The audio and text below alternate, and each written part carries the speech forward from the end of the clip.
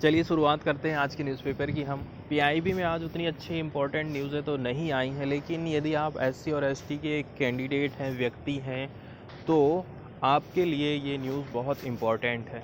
आप सभी जानते हैं कि एससी एससी मतलब अनुसूचित जाति के लोगों ने कितनी ज़्यादा अत्याचार, कितनी ज़्यादा असमानता, भेदभाव, छुआछूत का सामना किया है।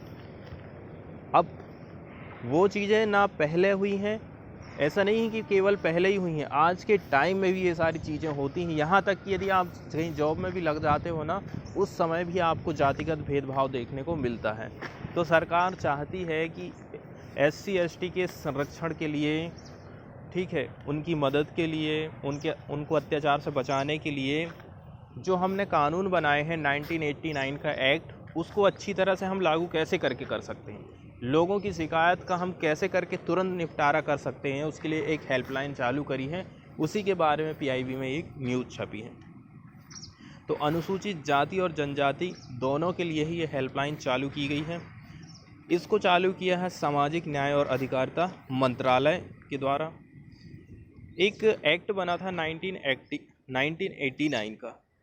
तो इस एक्ट को हम कैसे अच्छी तरह से लागू कर सकते हैं, इसके लिए इस राष्ट्रीय हेल्पलाइन का शुभारंभ 13 दिसंबर को किया जाएगा और आज 13 दिसंबर ही है।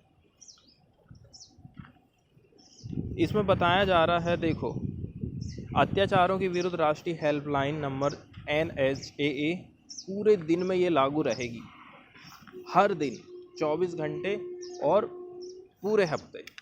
इसका टोल फ्री नंबर है 14566 है। देश भर में कहीं से भी आप किसी भी ऑपरेटर से, मतलब आपके पास ज़रूरी नहीं है कि आइडिया का सिम ही हो, BSNL का सिम ही हो, किसी भी सिम से आप या फिर लैंडलाइन नंबर से यहाँ पर आप कॉल कर सकते हैं और आप सहायता ले सकते हैं। अलग अलग भाषाओं में अपनी शिकायत को आप दर्ज कर सकते हैं, जैसे कि हिंदी, आपको हिंदी नहीं आती है तो अंग्रेजी में, और हिंदी अंग्रेजी भी नहीं आ रही है तो आप अपनी लोकल भाषा में भी अपनी कंप्लेंट को रजिस्टर कर सकते हैं। इसके अलावा इसका एक मोबाइल एप्लीकेशन भी बनाया गया है। ये बहुत अच्छी बात है, क्योंकि इसमें न केवल हेल्पलाइन नंबर रहेगा बल्कि बहुत सारी सुविधाएं इसमें हमको देखने को मिलेगी। इस हेल्पलाइन का उद्देश्य है भेदभाव को समाप्त करना है और SC ST को सुरक्षा प्रदान करने वाले कानूनों के जो उपबंध हैं, जो प्रावधान हैं, उनके बारे में सब लोगों को जानकारी हो, जागरूकता का प्रसार हो। इसके अलावा यदि आप शिकायत करते हैं तो वो आपकी शिकायत नॉर्मल नहीं रहेगी, वो FIR का रूप ले लेगी। तो इससे क्या है, प्रत्येक शिकायतकर्ता को, प्रत्येक SC ST कैंडिडेट को राहत मिलेगा। न्यायालय से निर्णय प्राप्त करने के लिए दायर सभी चार्जशीटों पर मुकदमा चलाया जाए और ये सब अधिनियम में दी गई समय सीमा के भीतर किया जाएगा। इसके लिए टाइम पीरियड भी निर्धारित कर दिया गया है। इसके अलावा इसमें प्रावधान किया गया है कि PCR अधिनियम 1955, POA अधिनियम 1989 का, इनका यदि अनुपालन नहीं होता है तो जो पीड़ित व्यक्ति से प्राप्त प्रत्येक शिकायत के लिए आपको एक डॉकेट नंबर दिया जाएगा। इस डॉकेट नंबर से आप क्या कर सकते हैं, ऑनलाइन आप जानकारी देख सकते हैं कि हमारा केस का स्टेटस अभी है क्या। इसके बाद वाली न्यूज़ भी पीआईबी से ही देखने वाले हैं, क्योंकि ये जो न्यूज़ है पीआईबी में और द हिंदू में दोनों में आई है। इसमें बताया जाता है कि जैसे कि मैं एक ग्राहक हूँ SBI का, SBI में अपना पैसा जमा करता हूँ कि मुझे ब्याज मिलेगा।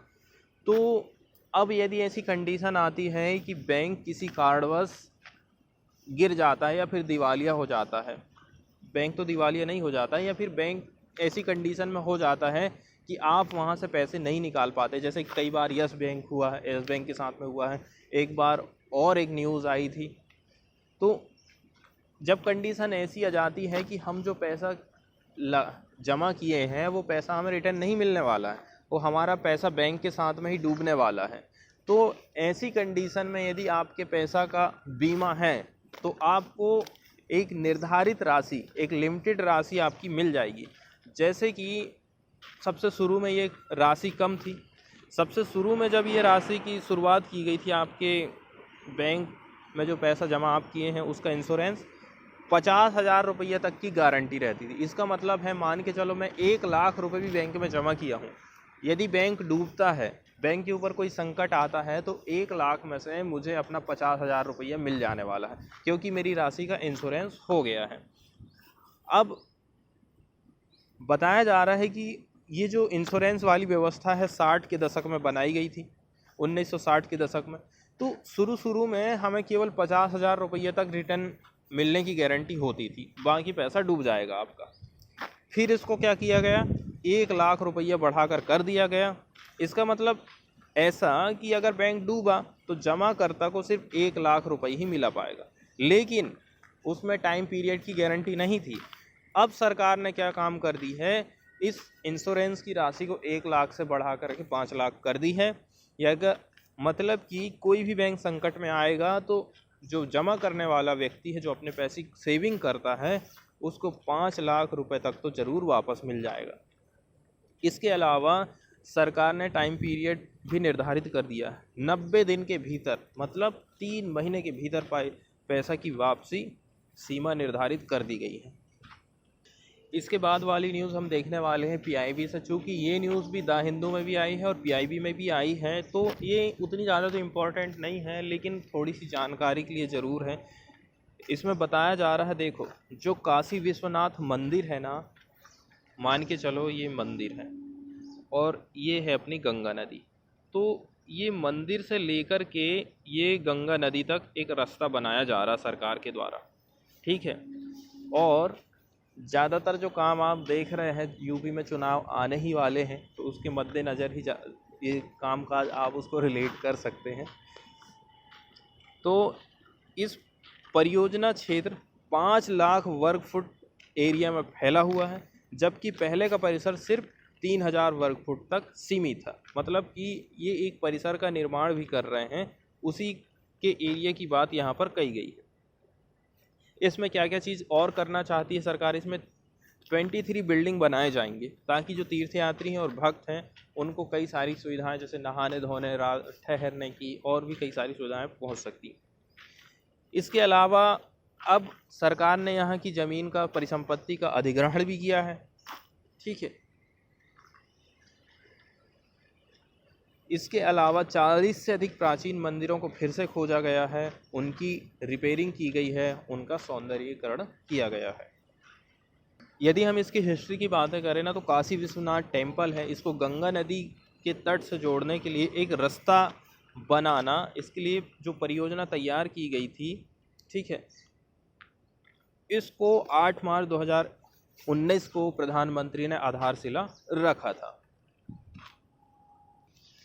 इसके बाद वाली न्यूज़ फ्रंट पेज से द हिंदू की ट्विटर से रिलेटेड है। बताया गया है कि प्रधानमंत्री के पीएमओ वाला जो ट्विटर हैंडल है ना, उसको थोड़े से समय के लिए हैक कर लिया गया था, और फिर बाद में फिर से, हैक तो नहीं आप कह सकते हैं कि कुछ टाइम के लिए शायद बंद कर दिया गया था, और फिर से वो सही हो गया है।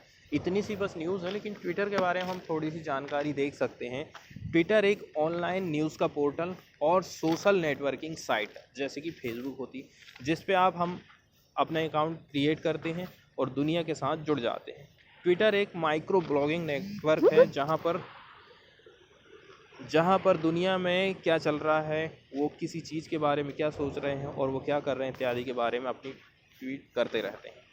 ट्विटर को 2006 में शुरू किया गया था। ट्विटर का ये जो नाम है, ट्वीट वर्ड से निकला है, ठीक है। ट्वीट का मतलब होता है चिड़िया का चहकना, और इसी वजह से ट्विटर का लोगो एक चिड़िया ही रखा गया है। बताया जा रहा है कि ट्विटर इंटरनेट पर जो मौजूद दूसरी सोशल नेटवर्किंग है ना, जैसे फेसबुक, गूगल से अलग है। जैसे कि अगर आपके पास ट्विटर अकाउंट नहीं है, फिर आप ट्विटर पर जाकर लोगों को ट्वीट को पढ़ सकते हो, लेकिन उन ट्वीट को रिप्लाई, लाइक एंड रिट्वीट नहीं कर सकते। ये सब करने के लिए आपको ट्विटर पर अकाउंट बनाना पड़ेगा।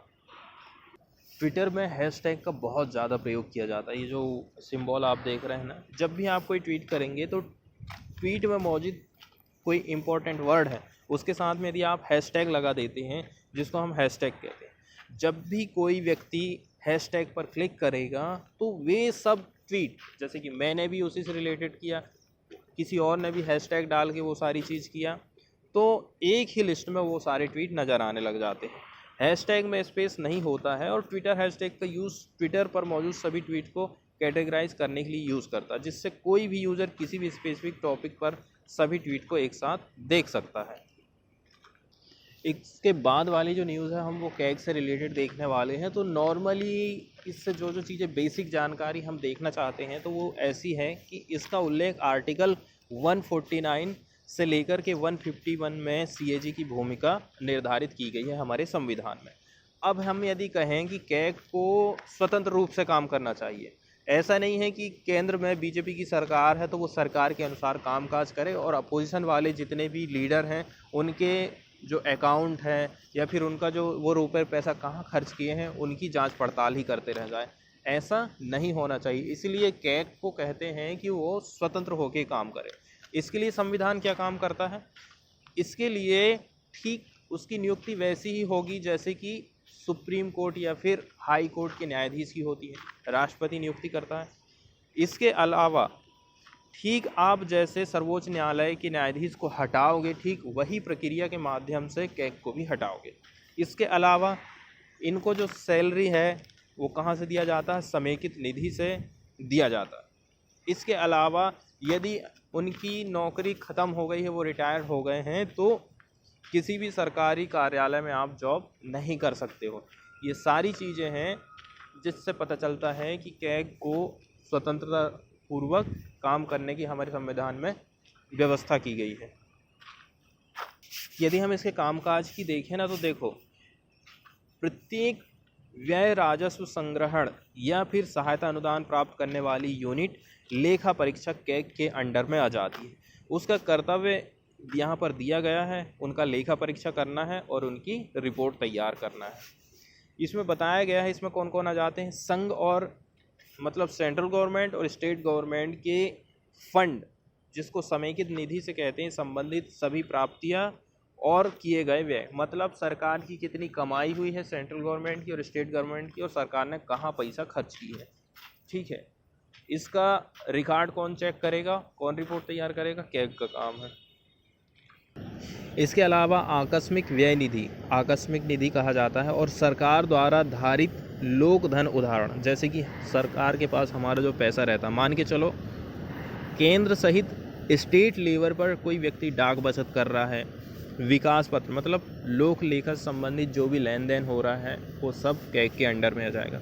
किसी भी सरकारी विभाग में रखे गए सभी व्यापार, उत्पादन, लाभ और हानि, मतलब हम गवर्नमेंट डिपार्टमेंट की बात कर रहे हैं, लाभ और हानि खाते, तुलन पत्र और अन्य सहायक खाते, ये सब कैग के अंडर में आ जाते हैं। इसके अलावा सभी सरकारी ऑफिस और डिपार्टमेंट के सभी स्टोर और अकाउंट कैग के अंडर में आएंगे। सभी सरकारी कंपनी जैसे कि ओएनजीसी, सेल, एनटीपीसी, भेल, गेल, ये सारी इनके जो अकाउंट है ना वो भी कैग के अंदर में आ जाते हैं। अब यदि हम न्यूज़ को देखें तो बताया जा रहा है 4503 एकड़ इतने बड़े एरिया में जो 13 टेम्पल्स बनाए गए हैं वो इलीगल तरीके से ऑक्यूपाइड करे गए हैं, ऐसा कैग की रिपोर्ट में सामने आया है। The controller and auditor general has found irregularities in the management of wealth of Hindu religious institutions in Orissa. The auditor have examined the implementation of the Odisha Hindu Religions Endowment। Endowment का अर्थ यहाँ पर हम देख लेते हैं। Endowment मतलब होता है अक्षय निधि, मतलब एक प्रकार से दान आप कह सकते हैं। तो उसी दान को लेकर के, दान के एक्ट को लेकर के उड़ीसा का ये एक्ट बना था 1959 में इन 13 institution. The CAG has found that 4530.87 acre of land belonging to the Terra temple were illegal occupation, while about 9 kg of gold has been found to be unauthorized custody। इसके अलावा 9 किलो सोना भी यहाँ पर अवैध तरीके से पाया गया है।